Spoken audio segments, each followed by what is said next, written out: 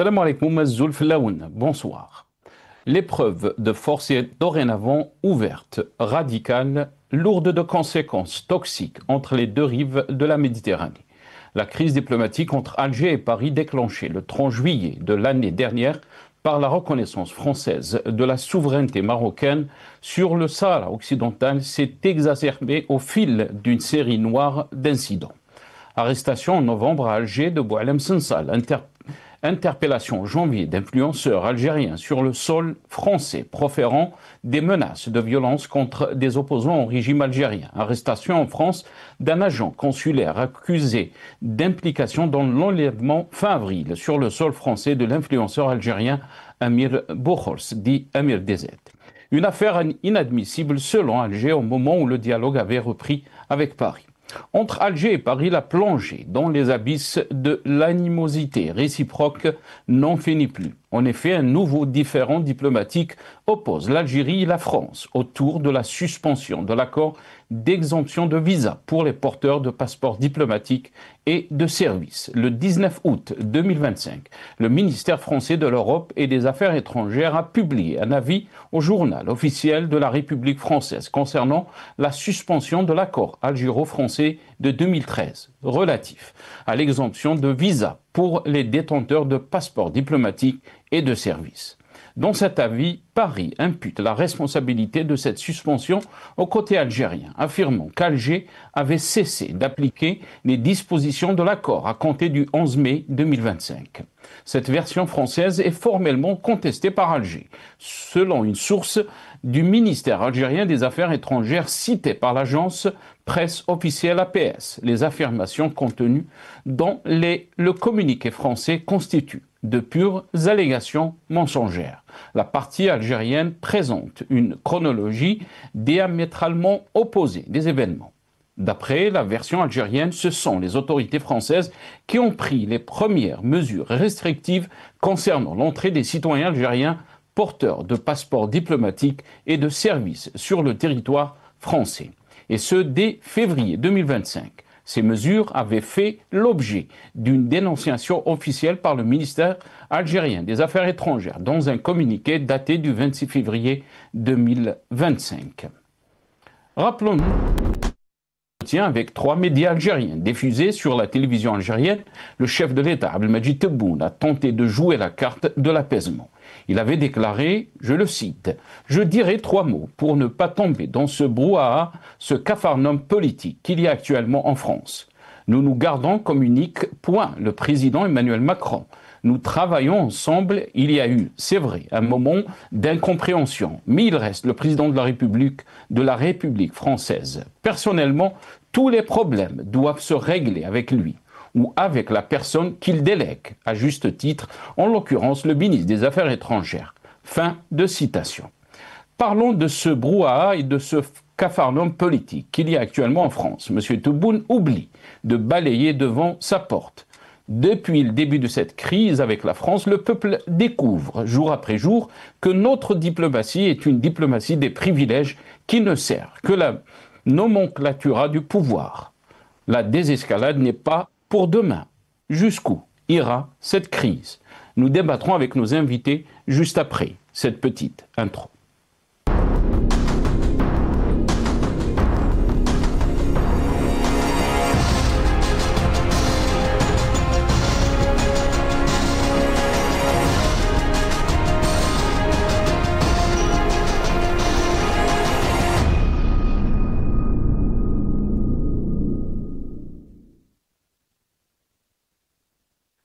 Crise entre Alger et Paris. Macron, le temps des privilèges semble révolu. C'est le titre de notre émission pour ce soir. Et pour en parler, j'ai le plaisir d'accueillir dans cette émission M. Hamid Lellou, directeur of Front for Democracy in Algeria. Il est avec nous depuis Washington via Skype. Hamid Lellou, bonsoir. Merci beaucoup d'avoir accepté l'invitation. Marhaba bik. Bonsoir, c'est Nasser. Merci pour l'invitation. Le plaisir est pour moi et bonsoir à tout le monde. Barakallahu fik. Marhaba bik, c'est Hamid. On a aussi le plaisir d'accueillir avec nous ce soir Adel Khalef, consultant international en télécom, bancaire et économie. Il est avec nous depuis Londres via Skype. C'est Adel, marhaba bik. Merci beaucoup d'avoir accepté l'invitation. Bonsoir, merci à vous. Salutations à votre invité, à vos téléspectatrices et téléspectateurs. C'est un plaisir d'être encore une fois parmi vous. Merci beaucoup, Adel. C'est très, très gentil à vous. On est très content de vous avoir tous les deux ce soir. Concernant donc ce dossier diplomatique, les relations entre Alger et Paris. Et cette dernière décision des autorités françaises, donc, par rapport au visa concernant les détenteurs de passeports diplomatiques. D'abord, on va essayer de commencer avec quelques titres, nos amis de la régie, quelques titres de la presse, dans la presse française, mais aussi la presse algérienne. Et on va commencer avec TSA. TSA donc a titré Visa diplomatique, l'Algérie accuse la France de mauvaise foi. On peut lire donc ce titre dans le site de TSA, tout sur l'Algérie. Le Parisien. Le Parisien a titré donc la France doit être forte et se faire respecter. Russie, Algérie, quand le diplomate Macron se lâche. A titré donc le journal parisien, le Parisien, donc journal français. Voix libre, je pense, prochain titre. Voilà, guerre des visas diplomatiques, l'Algérie et la France se renvoient la responsabilité. Le soir d'Algérie, voilà, donc mensonge, mauvaise foi, dénonce Alger concernant donc les visas, la décision de la France donc de cesser par rapport donc à la question des détenteurs de visa, de passeport diplomatique, pardon. Mais on finit donc avec le titre de l'APS, la dépêche l'APS, donc voilà, l'avis dans le journal officiel de la France sur la suspension de l'accord de 2013. Une source du ministère des Affaires étrangères souligne le caractère mensonger de l'assertion française, donc attitré l'APS. Voilà, donc je vais commencer cette émission avec vous, Hamid Lellou. Hamid Lellou, quelle est votre réaction par rapport donc à cette dernière décision, bien sûr française, concernant donc les détenteurs du passeport diplomatique? La France, donc le 19 août 2025, le ministère français de l'Europe et des Affaires étrangères a publié dans un avis au journal officiel donc de la République française concernant la suspension de l'accord algéro-français de 2013 relatif à l'exemption de visa pour les détenteurs de passeports diplomatiques et de services. Bien sûr, Alger accuse la version française, mais c'est une autre escalade, si on peut dire, concernant donc cette crise diplomatique entre Alger et Paris. Votre analyse, Hamid Lellou? En effet, c'est une escalade parce qu'il faut voir cette crise comme un conflit entre deux parties, la partie algérienne et française. Ce qui est particulier, c'est que on a affaire pas à un État de droit en Algérie, malheureusement. Donc, quand on vient apporter nos critiques, c'est par rapport au régime de police politique. Et de l'autre côté, nous avons un État de droit, il faut le savoir, quoi qu'on en dise, même si la France a perdu de son aura ces dernières années, ça reste un État de droit et d'institutions. Malheureusement, quand il s'agit de ces relations avec l'Algérie, avec l'Afrique en général, mais en Algérie en particulier, ça a toujours été des relations d'État voyou avec un autre État voyou. C'est malheureux à dire. D'un autre côté, cet accord 2013, il n'y a pas que la partie visa. Il y a un accord militaire, il y a un accord de coopération, il y a la liberté de voyage, ce privilège donné aux deux parties, algériennes et françaises, civiles et militaires. Il y a aussi mention des sanctions disciplinaires, les articles qui sont mis là pour justement, s'il y a un litige, comme tous les accords, il y a les deux parties se mettent d'accord pour aller vers un tribunal d'arbitration ou bien à dire que la législation locale d'une partie ou de l'autre est référence, ou dans certains cas, il y a des accords très particuliers où les personnes sont renvoyées chez elles. Mais ce qui est très important dans cette décision française, on parle de suspension, pas d'annulation. Donc l'escalade n'est pas à son maximum.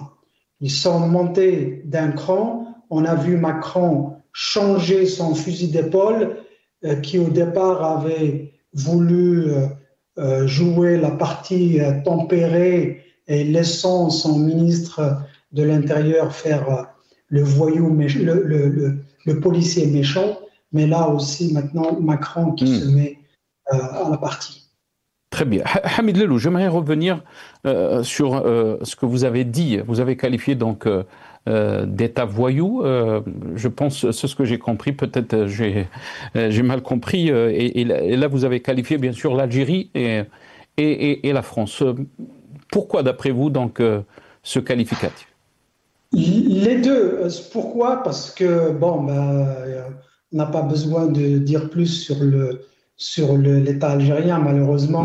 On sait que vous êtes critique du pouvoir algérien et que vous êtes militant pour le changement du système en Algérie. Et on peut comprendre, peut-être, d'un côté, ce qualificatif concernant donc le pouvoir algérien ou le régime algérien, comme vous voulez donc le qualifier. Mais de l'autre côté, pourquoi État voyou concernant donc la France? Alors, parce que c'est dû aux relations très, très particulières entre le régime algérien et la France. La France, elle n'est pas partie de bon gré de l'Algérie. On connaît l'histoire 54-62 en particulier. Mais cette relation entre la France et l'Algérie a évolué parce que pendant longtemps, l'Algérie, malgré l'indépendance, a toujours fait partie de la politique intérieure française.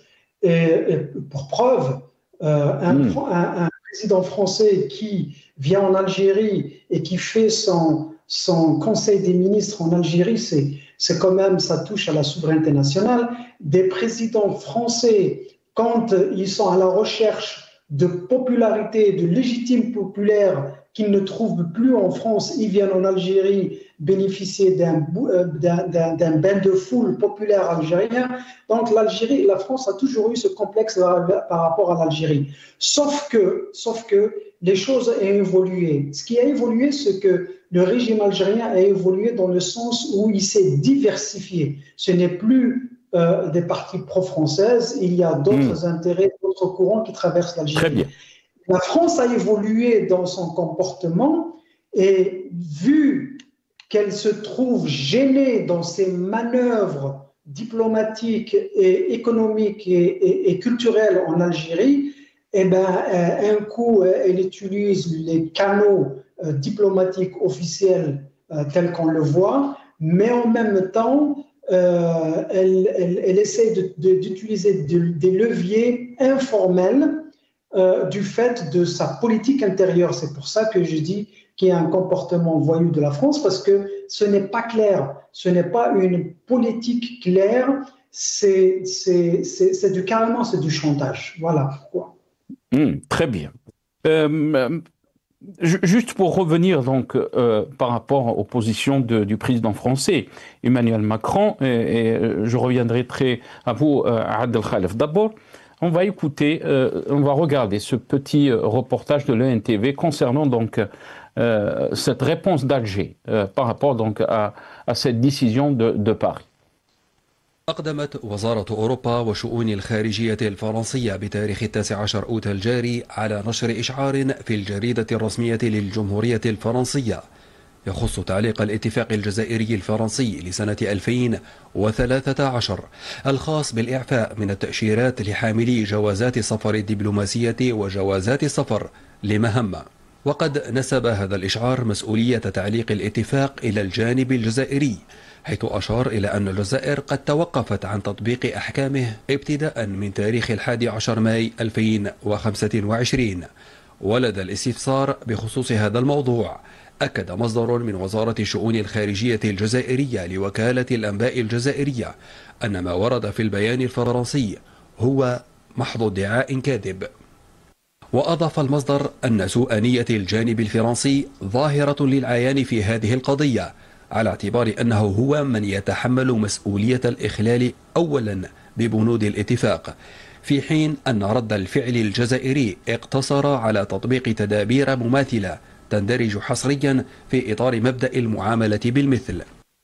مصدر وزارة الشؤون الخارجية أكد بأن هذا الملف يعتبر مغلقا وبصفة نهائية بالنسبة للجانب الجزائري، وذلك في أعقاب إبلاغ الجانب الفرنسي في 7 أوت الفارط بقرار الجزائر القاضي بنقض الاتفاق الجزائري الفرنسي لسنة 2013 المتعلق بالإعفاء من التأشيرات لحاملي جوازات السفر الدبلوماسية وجوازات السفر لمهمة. Voilà, donc Alger a répondu par rapport donc, à cette décision de Paris. On va à Adel Khalef, j'aimerais vous donner la parole. On va regarder une autre fois donc, le titre du journal Le Parisien qui est revenu. Donc la France doit être forte et se faire respecter. Russie, Algérie contre le diplomate Macron. Israël, c'est surtout par refus d'humiliation que Macron tape du poing sur la table et change de vocabulaire. Donc, qu'est-ce que vous en pensez, Adel Khalef? Je sais que vous suiviez très très bien ce dossier, surtout depuis le début de cette crise entre Alger et Paris. Quelle est votre lecture? On a entendu notre ami Hamid Lellou, donc qu'est-ce que vous en pensez? Bon, écoutez, je pense que sincèrement, en réalité, toute cette histoire, enfin, en ce qui me concerne, j'ai l'impression que toute cette histoire est une histoire qui a un peu deux facettes, d'accord? C'est un problème diplomatique hybride. Il a deux facettes, il a deux côtés. Je crois que d'un côté, nous avons des histoires diplomatiques présumées entre l'Algérie et la France, parce que je dois reconnaître une chose. C'est vrai que la diplomatie de notre pays, actuellement l'Algérie, avec un ministre des Affaires étrangères, en l'occurrence de celui qui est en poste, Ahmed Attaf, bon, ce n'est pas franchement la palme d'or, hein, ce n'est pas la référence des ministres des Affaires étrangères que nous ayons eu dans l'histoire de notre République indépendante, mais je pense, bon, actuellement, la diplomatie algérienne, on ne peut pas dire qu'elle brille de 1000 étincelles. Néanmoins, ce que je reconnais volontiers à cette diplomatie d'aujourd'hui algérienne, aussi fragile soit-elle, c'est qu'elle a réussi à drainer dans son sillage la diplomatie française. Je m'explique d'une façon un peu plus claire ou différente. Je trouve que la diplomatie française a perdu de sa superbe. Vous savez, la France, c'est un pays qui est connu pour sa diplomatie. Vous savez que la France, par définition, la fille aînée de l'Église, c'est un pays qui est d'abord connu pour la grandeur de sa diplomatie. Je crois qu'aujourd'hui, la diplomatie française est tombée un peu dans le piège. Elle est emportée dans le sillage de la diplomatie algérienne, donc il y a comme une influence qui l'a drainée vers le bas, qui l'a tirée vers le bas. Entre nous, finalement, il n'y a pas que en Algérie que ce système médiocrisme arrive à descendre les autres. Ils arrivent même à drainer la diplomatie française vers le bas. Pourquoi je dis ça? Vous rendez-vous compte qu'aujourd'hui, tout le sujet gravite autour d'une histoire de visa pour les porteurs de passeports diplomatiques. Ok, les diplomates algériens, désormais, ne peuvent plus se rendre en Hexagone, en France en général, sans avoir donc recours à un visa sur leur passeport diplomatique. Et vice-versa. Nous savons que Bledna a toujours appliqué le concept de réciprocité.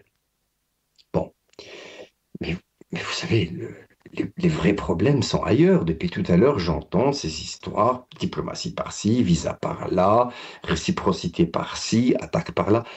Mais tout ceci est une tempête dans un verre d'eau. Parce que, au final, les victimes dans tout ça, c'est qui? Les victimes, pardon. C'est un peuple qui est presque de 7 millions d'Algériens en France, dont la plupart sont d'origine algérienne naturalisée français, d'autres nés français d'origine algérienne, et une grande partie aussi d'Algériens, on va dire, un peu dans un statut illégal, on va dire. Mais donc il y a à peu près 7 millions, avec tout ce beau monde, il y a à peu près 7 millions d'Algériens en France. Donc on est en train de pénaliser ces gens-là sur le côté technique, sur le côté culturel, sur le côté intellectuel, sur le côté financier, sur le côté économique. Pourquoi? Parce qu'il y a une petite querelle diplomatique, parce que la France a décidé de se pencher sur le Maroc, elle a voulu reconnaître la marocanité du Sahara occidental, etc. Et donc Alger est en train d'exprimer son mécontentement. Et puis on a vu les événements. On va pas réécrire l'histoire. On a vu le développement et comment tout ça est arrivé à ce que nous sommes en train de vivre aujourd'hui. Mais c'est la faute à qui, Adel? C'est la faute à qui? Parce que votre analyse, peut-être, on peut dire qu'elle est objective, mais d'abord, c'est la faute à qui? Pourquoi on est dans cette situation, puisque vous parlez de 7 millions d'Algériens qui subissent donc cette crise diplomatique? Mais écoutez, si vous voulez que je vous réponde d'une façon, il y a deux manières de répondre à votre question. Il y a une manière philosophique, je peux le faire avec une seule phrase. Il y a une manière technique, je peux le faire avec 2 ou 3 phrases.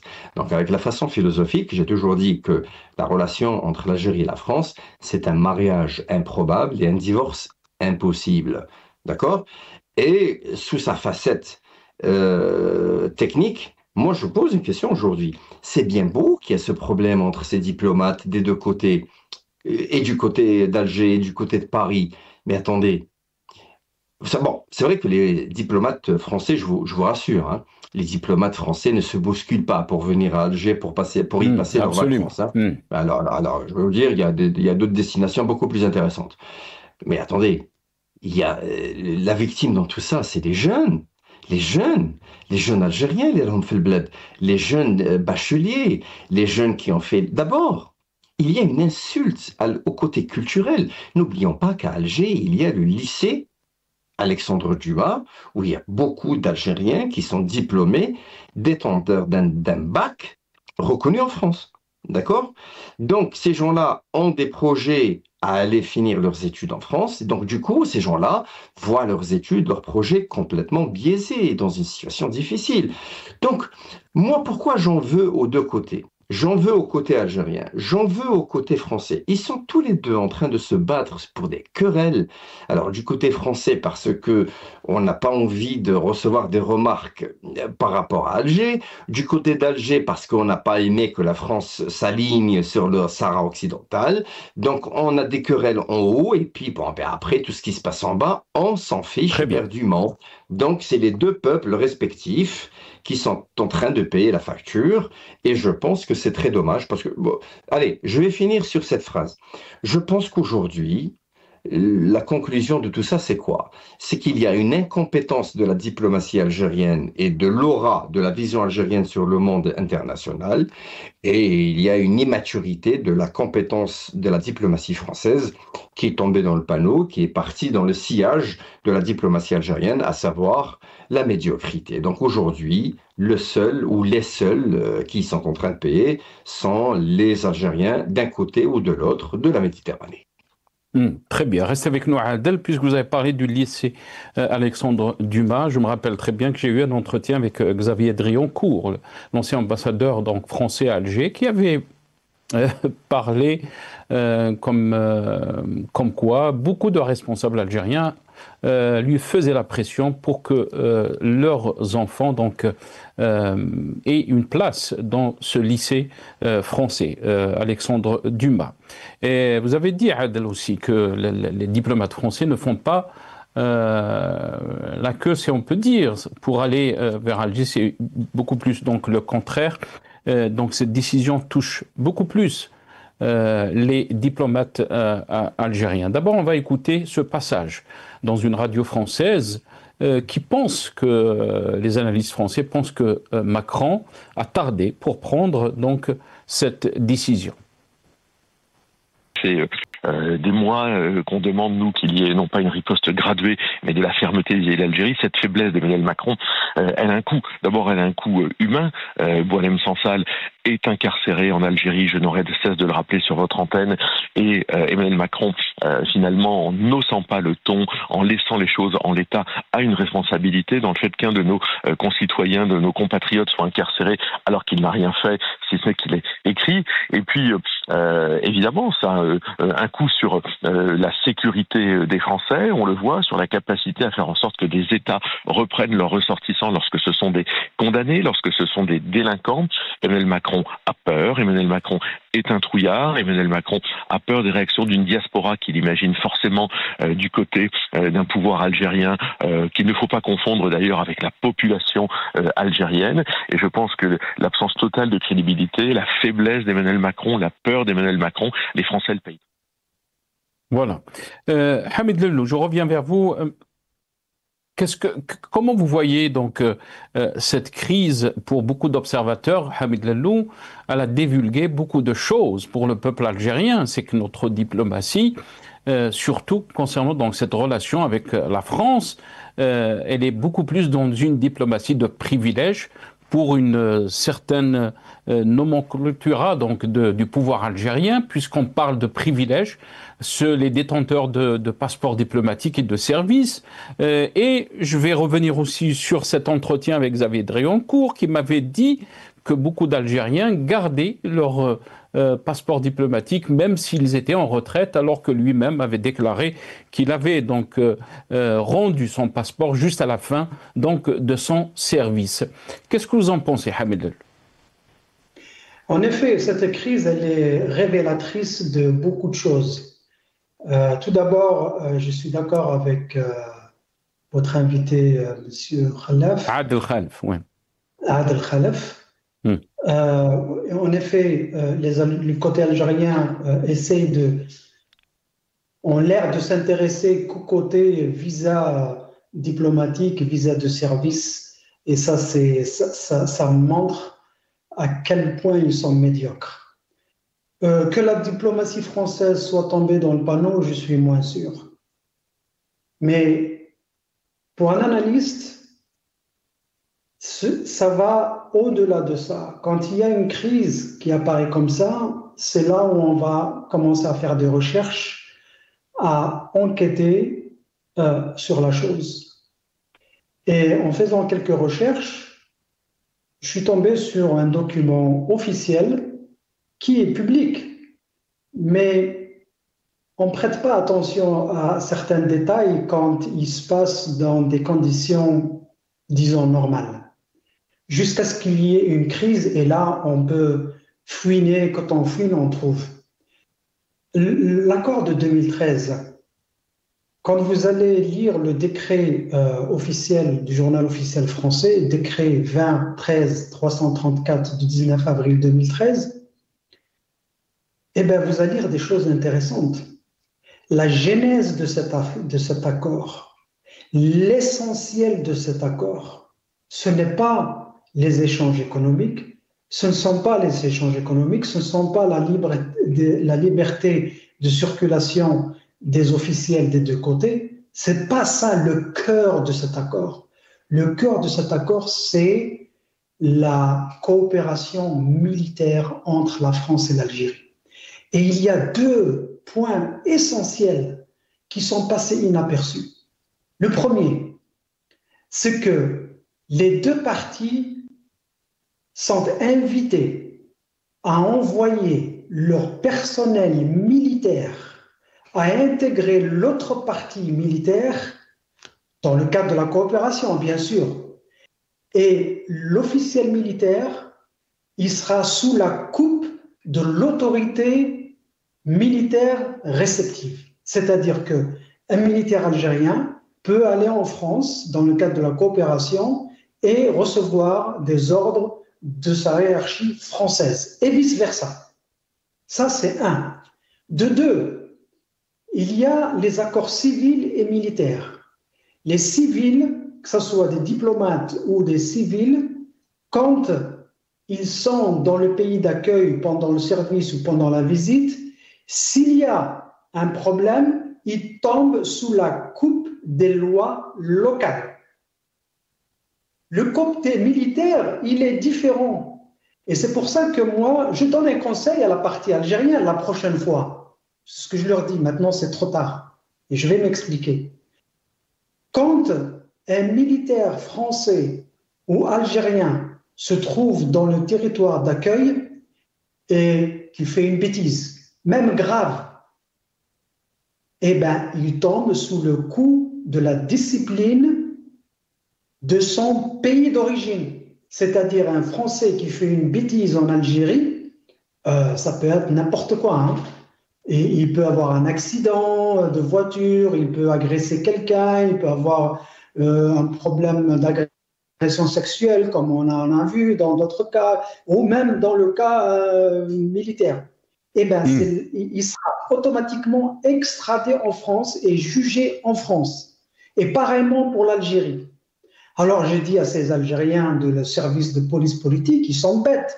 Quand vous savez que vous allez faire une bêtise sur le sol français, pourquoi vous envoyez des civils? Il fallait envoyer des militaires algériens faire la bêtise, et une fois s'ils sont pris, eh ben, ils seront refoulés, au lieu d'être emprisonnés, comme c'est le cas maintenant avec le consul, un des consuls algériens. Donc, lisez cet accord de 2013, il va au-delà. Et l'essentiel de cet accord, c'est la coopération militaire qui est assez grave, qui, à mon avis, certainement toucherait au conditionnel, parce qu'il faut connaître beaucoup plus de détails, à la souveraineté nationale. Très rapidement, Hamid Lello, qu'est-ce qui a fait que Emmanuel Macron, le président français, a changé de temps et de position vis-à-vis de l'Algérie? Lui, par exemple, dans le journal Le Parisien, qui dit dans l'hiver dernier, il recadrait Bruno Retailleau, l'offensif ministre de l'Intérieur, sur le dossier algérien. Et là, je cite bien sûr ce qu'a dit Emmanuel Macron: on ne peut pas se parler par voie de presse comme ça, c'est ridicule, ça ne marche jamais comme ça. Rappelez à l'ordre donc Emmanuel Macron. 5 mois plus tard, faute de résultats, Emmanuel Macron a exigé plus de fermeté, de détermination en matière migratoire et sécuritaire avec l'Algérie de la part de son gouvernement via une lettre envoyée donc à son Premier ministre. Pourquoi ce changement donc de temps et de position de Macron? Alors que j'avais, dans mon introduction, rappelé ce qu'avait dit dans un entretien le chef de l'État, Abdelmadjid Tebboune, qui avait donc parlé de... comment on appelle ça, d'Emmanuel Macron, que c'était le seul interlocuteur concernant donc la crise qu'il y a entre Alger et Paris. Hamid Lello. Eh ben, la réponse, elle est dans la déclaration, faute de résultats. C'est-à-dire que Emmanuel Macron, dans un conflit entre deux parties, il y a escalade, déescalade, il y a des parties qui sont radicales, d'autres qui sont moins radicales, et jouent le jeu. Au sein même d'une partie, au sein de la partie algérienne, ils font la même chose, et au sein de la partie française, ils font la même chose. Pourquoi ? Parce que quand il y a une crise, la violence ne vient pas automatiquement. Il y a des crises qui sont résolues sans violence. J'espère qu'on n'en arrivera pas à ça. Mais la violence, elle peut être au niveau des relations diplomatiques, comme c'est le cas maintenant. Ça peut être aussi au niveau économique, financier, au niveau des privilèges, comme c'est le cas avec la partie algérienne. Et la partie qui est gentille, hein, eh bien, elle donne des gages de bonne volonté à l'autre partie. C'est ce que faisait Emmanuel Macron au départ, parce qu'il ne voulait pas fermer les portes. Et à un moment donné, il est obligé d'aller à l'escalade. Pas parce que la partie française lui a dit « Ah, vous voyez, on a eu raison, maintenant il faut… » Non, c'est comme ça qu'on gère les crises. On gère les crises par étapes. Et toujours au sein de cette partie, il y aura des personnes qui vont laisser leurs portes ouvertes. Et c'est ce qu'on appelle track to diplomacy, c'est-à-dire c'est une diplomatie parallèle. Donc maintenant, il y a, comment ça s'appelle ? il y a Emmanuel Macron qui a augmenté la violence vers d'un cran, mais de l'autre côté, vous avez Villepin, par exemple, vous avez quelques autres députés français qui, eux, continuent à militer pour une solution amicale, win-win, gagnant-gagnant pour les deux parties. C'est-à-dire que le conflit va continuer, la partie française va devenir de plus en plus rigide, la partie algérienne faire la même chose, mais les deux côtés, ils auront un personnel informel, mais qui est connu, ce personnel-là va prendre le relais à un moment ou à un autre. Maintenant, Macron, il pourra pas reculer, mais il y aura Villepin avec une partie algérienne. Par exemple, il y a des députés franco-algériens qui, eux, à l'échéance, pourraient intervenir pour un petit peu baisser la tension. Très bien. Adel Khalef, la question toujours depuis le début de cette crise, qui revient souvent, c'est jusqu'où ira donc cette crise, alors qu'on se rappelle très bien ce qu'a dit Abdelmadjid Tebboune sur Emmanuel Macron. Et je dirais 3 mots d'abord sur la politique en France, pour ne pas tomber dans ce brouhaha, a déclaré le chef de l'État Abdelmadjid Tebboune. Ce capharnaüm politique qu'il y a actuellement en France, nous nous gardons comme unique point le président Emmanuel Macron. Nous travaillons ensemble, il y a eu, c'est vrai, un moment d'incompréhension, mais il reste le président de la République française. Beaucoup d'observateurs vous diront... la diplomatie algérienne n'a pas de vision. On est dans une diplomatie du jusqu'au boutiste et malheureusement cette crise, comme l'a dit Hamid Ellou, a révélé aussi beaucoup de choses pour le peuple algérien. C'est qu'on est face à une diplomatie qui défend beaucoup plus les privilèges d'un clan du pouvoir que servir les intérêts du pays. Adel. Bon, écoutez, on peut s'étaler longuement sur ce sujet-là avec tous ces éléments-là que vous venez d'énumérer, mais bon, je ne pense pas qu'on va beaucoup avancer. Je préfère, si vous permettez, avec votre permission, évoquer des éléments un peu différents, même s'ils sont relatifs à cette histoire. Bon, d'abord, quand on revient sur l'article du journal français Le Parisien, c'est bien ça, c'est Le Parisien qui a mis absolument. Ouais. Bon, d'abord, il cite le diplomate Macron. Non mais attendez, depuis quand Macron est diplomate? Depuis quand? Macron, c'est pas un diplomate. Macron, c'est un financier. Il est président de la République, mais il n'est pas diplomate. Macron a un réseau de conseillers en diplomatie, etc. Mais par textualisation de la terminologie utilisée dans l'article du journal Le Parisien, le diplomate, d'accord, c'est écrit d'une façon claire, on ne peut plus clair, on dit que Macron est un diplomate. Non, Macron n'est pas un diplomate. C'est un financier qui est devenu, donc, c'est un financier qui est assez doué, il a un cursus intellectuel intéressant, il a fait de la philosophie, il a fait des études assez poussées, et il est financier, il a fait des études de finance, il était chez une grande firme financière, j'ai le nom au bout de la langue, ça va me revenir. Donc, mais il n'est pas diplomate. Donc vous voyez que la presse je pense que peut-être qu'il voulait faire référence à ce que le président français était responsable des orientations de la politique étrangère. Oui, bon, écoutez, c'est possible, quel qu'en soit X. Moi, ce que je voudrais dire, c'est que ce qui est important aujourd'hui, écoutez, monsieur, vous savez, si on revient sur la genèse de l'histoire, moi, je vais vous dire quelle est mon opinion d'une façon claire, courte et concise. Moi, je pense que tout ceci est un cirque et toutes ces histoires-là, c'est de la confiture porc-cochon. Je vais vous dire pourquoi.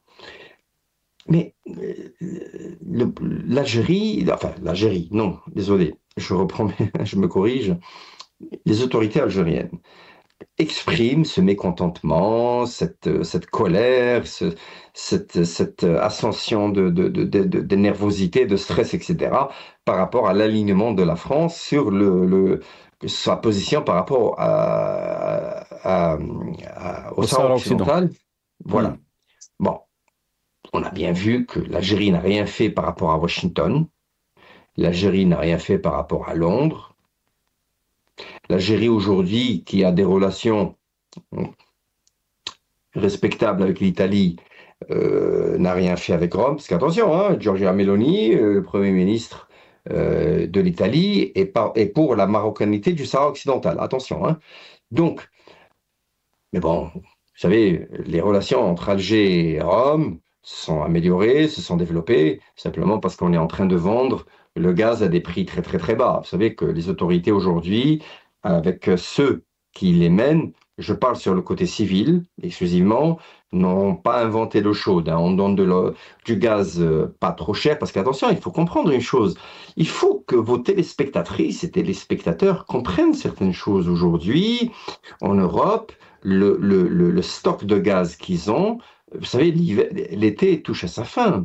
L'automne est au bout de la rue, l'hiver est dans 1 mois et demi, 2 mois, et il y a le froid qui va s'installer, le stock du gaz des pays européens n'est pas important, le plus gros stock de gaz se situe aux États-Unis et en Russie, en Chine, c'est les plus grands acteurs, donc l'Italie a un peu tiré son épingle du jeu en achetant assez de gaz pour avoir le plus gros stock pour se couvrir pour l'hiver par rapport aux autres pays européens, d'accord ? Mais tout ceci ne fait pas de l'Algérie une grande diplomatie ou voilà, simplement parce qu'on a donné le gaz à petit prix, puis les Italiens réciprocitent avec quelques petits projets par-ci par-là. C'est du salam alek, de très très très bas niveau. Par contre, ce qui est important, c'est que aujourd'hui, il faut revenir sur les faits les plus importants. Nos peuples respectifs, l'Algérie, le peuple algérien, le peuple français. Les deux sont liés culturellement, historiquement, économiquement. Moi, j'en veux aux deux. Et puis bon, c'est bien beau que la France exprime sa position, sa colère, sa réaction, et puis d'un autre côté, Alger. Mais je suis certain, vous savez, il y a toujours une diplomatie parallèle. Vous savez, détrompez-vous. C'est vrai que ce qu'on voit dans les médias, ce qu'on lit dans les journaux, ce qu'on voit à la télé, ce qu'on lit sur le web, c'est bien beau tout ce conflit, mais ne vous inquiétez pas, ne vous inquiétez pas. Il y a des émissaires de la diplomatie française qui viennent en douceur à Alger, et puis vice-versa. Mais pour l'instant, on est en train on est parti sur une escalade. Adel Khalef, ça fait des mois que chaque semaine, on est en train de voir qu'il y a une escalade. Pour moi, pour l'observateur politique, il n'y a pas cette diplomatie parallèle. Mais non, mais monsieur, par définition littéraire et littérale, quand je dis diplomatie parallèle, ça veut dire qu'il y a des échanges entre les deux nations à un niveau que le peuple ou les deux peuples respectifs ne voient pas. C'est ça le but de la diplomatie parallèle, voyons. Une diplomatie parallèle, on ne va pas la chanter sur tous les toits. Donc, ce que je veux dire, quand on voit par exemple le problème que vous évoquiez il y a de cela quelques minutes, lors de votre intervention, quand vous parliez par exemple de la situation de l'Algérie aujourd'hui par rapport au visa, par rapport à... Mais vous savez, je vais vous dire une chose. Anaya, personnellement, je m'inquiète beaucoup plus sur les intérêts géopolitique et géostratégique de l'Algérie à court terme. Parce que tout ce qui se passe avec la France, pour moi, en tout cas pour moi, pour ma modeste personne, c'est de la confiture pour cochon. Tout ça, c'est un jeu. Il y a une petite escalade par-ci, par-là, mais ne s'inquiétez pas. Les nations, la diplomatie fait en sorte qu'un jour, on s'entendra. On ne s'entend pas aujourd'hui, ne vous inquiétez pas. On va s'entendre demain. C'est toujours comme ça. On ne va pas réinventer l'eau chaude, comprenez-vous? Mais ce qu'il faut savoir, c'est que les vrais problèmes se situent ailleurs, se situent aujourd'hui dans la position de la jeunesse algérienne. se situe par rapport aux perspectives économiques de l'Algérie, se situe sur la fluctuation des prix de gaz qui vont intervenir bientôt parce que là, la France est en train d'être traînée dans le sillage de Donald Trump pour aller commencer à rafistoler ses relations avec Moscou. Moscou qui n'a plus tellement de bonnes relations avec Alger. Et donc Alger qui va se retrouver perdu parce que... Et puis en parallèle, attention, il y a l'Algérie aussi qui est en train d'essayer de se rapprocher de Washington pour essayer d'équilibrer. Vous savez, il y a beaucoup de jeux qui se font actuellement qui ne sont pas à la portée de toutes les capacités de vision. Il y a des gens qui voient ici, il y a des gens qui voient là-bas, il y a des gens qui voient très loin. Donc, je veux pas être méchant, mais attention, il faut être un économiste, un financier, un politique très averti, un analyste très fin pour comprendre que des vrais enjeux se situent ailleurs que sur ce que vous êtes en train de voir à la télé et lire sur les journaux aujourd'hui. Mais tout démontre aussi qu'il n'y a pas de vision s'il y a une Adel Khalf. Et là, je parle bien sûr de notre diplomatie, la diplomatie algérienne. Je vais revenir vers vous, Adel Khalf, parce qu'il me reste 2-3 minutes. Je vais essayer de les partager entre vous, vous et Hamid Lello. Hamid Lello, très rapidement, 1 minute 30 chacun. Quelle est l'évolution de cette crise quand on voit donc cette dernière décision du pouvoir français, d'Emmanuel Macron, donc de mettre fin ou de suspendre cet accord entre Alger et Paris de 2013, l'exemption donc de visa pour les détenteurs de passeports diplomatiques et de services. Comment vous voyez cette crise évoluer, Hamid Lello, mais aussi la question diplomatique de notre pays, est-ce que c'est une diplomatie qui tâtonne? Très rapidement, Hamid Lello. Je vais vous étonner. Indépendamment du fait que je ne supporte pas ce régime, dire que la diplomatie algérienne a failli, qu'elle n'a pas de vision ou qu'elle est en train de perdre, je suis moins sûr. Pourquoi? Parce que justement, la France perd de son aura en Algérie, mais le fait au profit d'autres intérêts. C'est-à-dire que la diplomatie algérienne en ce moment, elle ne bouge pas indépendamment de certains intérêts extérieurs qui ont une plus grande influence. Ce n'est certainement pas l'influence française ni russe d'ailleurs. Et c'est pour ça qu'on voit cette évolution dans la diplomatie algérienne. Donc, la diplomatie algérienne, la diplomatie du régime algérien s'inscrit dans un cadre qui est très particulier où ils sont en train de tourner le gouvernail. Ce qu'on ne dit pas assez, c'est que le bateau Algérie est en train de prendre... Mais est-ce que, là, un détail très important, Hamid Lello, quand vous dites sont en train de tourner le gouvernail, est-ce qu'ils étaient obligés de tourner le gouvernail? Oui, ils sont, mais il n'y a pas que l'Algérie. Beaucoup de pays, vous savez, les relations internationales, voilà, les relations internationales, c'est quoi? Les relations internationales, c'est contexte et prétexte. Et le contexte, des fois, on le crée, des fois, on le subit. En Algérie, on peut dire que le contexte est subi par l'Algérie, mais aussi, mon analyse à moi, c'est que le régime algérien, ce n'est pas un régime monolithique. Le régime algérien est traversé par des courants différents, avec des intérêts différents, avec des visions différentes, avec des politiques différentes.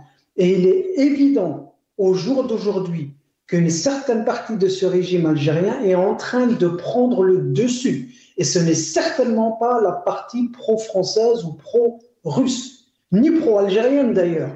Pro-américaine. C'est cette partie qui est en train de proposer quelque chose de différent et on voit le bateau prendre une autre direction. Très bien. Très rapidement, Adel Khalf, je vous laisse donc le mot de la fin. Vous avez entendu Hamid Lello. Qu'est-ce que vous en pensez? Alors, écoutez, moi je vais être simple et clair, court et concis. toutes les histoires qu'on entend, il va falloir oublier, parce qu'aujourd'hui, il y a des grandes nations qui sont en train de guider le monde, il y a des nations moyennes qui sont en train d'essayer de suivre comme ils peuvent, et il y a des petites nations qui sont des pays sous-développés, dans l'Algérie, qui doivent donc attendre les instructions qui tombent d'en haut. D'accord? Donc c'est ce qu'on appelle le sillage, la force des grandes nations leaders. Alors voilà ce que je vais vous dire, à vous, à tout le monde, à tous vos téléspectatrices et téléspectateurs. Maintenant, il faut oublier les histoires entre Alger et Paris. Tout ça, excusez-moi du terme, c'est du techerbéchin, ça ne veut rien dire, c'est de la confiture pour cochon. Les vrais enjeux, je vais vous dire où ça se trouve. Dans quelques jours, Donald Trump va se rendre à Moscou. De grandes décisions seront prises. Après, Vladimir Poutine sera invité à Washington, où les décisions prises seront annoncées.